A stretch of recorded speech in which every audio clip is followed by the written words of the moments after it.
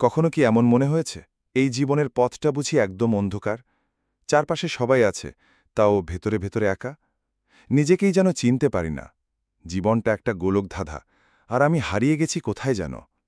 এই পৃথিবীতে কত কষ্ট, কত গুনাহ, কত ধোঁকা। এই অস্থির সময়ে একটাই প্রার্থনা মনে জাগে, হে আল্লাহ, আমাকে সঠিক পথ দেখাও, হিদায়েত দাও। আর এই দোয়াটাই রাসূল সাল্লাল্লাহু আলাইহি ওয়াসাল্লাম আমাদের শিখিয়েছেন। ছোট, সহজ, কিন্তু হৃদয়কে জাগিয়ে দেয়া এক প্রার্থনা। হাদিসে এসেছে, রাসূল সাল্লাল্লাহু আলাইহি ওয়াসাল্লাম প্রতিদিন এই দোয়া করতেন। যিনি ছিলেন সর্বোত্তম, তিনিও আল্লাহর কাছে হিদায়েত চাইতেন। তাহলে আমরা কেন বাদ যাব? কারণ হিদায়েত মানে শুধু জ্ঞান নয়, বরং হৃদয়ের আলো, আত্মার পথ।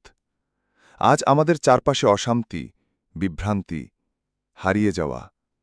অভিনয়ের এই জগতে সত্যের আলো খুঁজে পাওয়া যেন অসম্ভব। তাই প্রতিদিন এই দোয়া করাই আমাদের রক্ষা করতে পারে।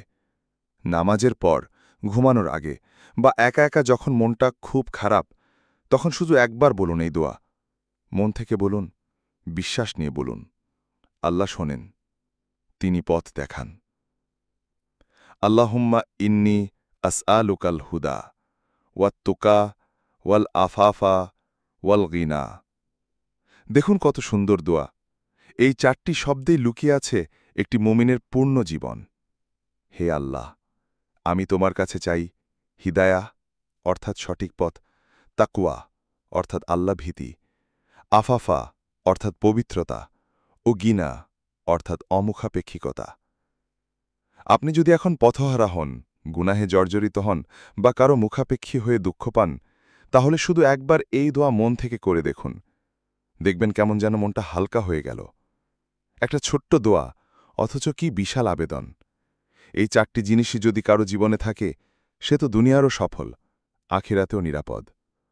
যদি দোয়াটি আপনার অন্তরে লাগে, তাহলে এই ভিডিওটি শেয়ার করুন, কারণ হয়তো আপনার একটি শেয়ার কারো জীবন বদলে দিতে পারে।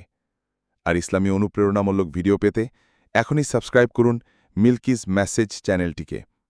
প্রতিটি ভিডিও আপনাকে আল্লাহর আরও কাছে নিয়ে আসুক। আমিন।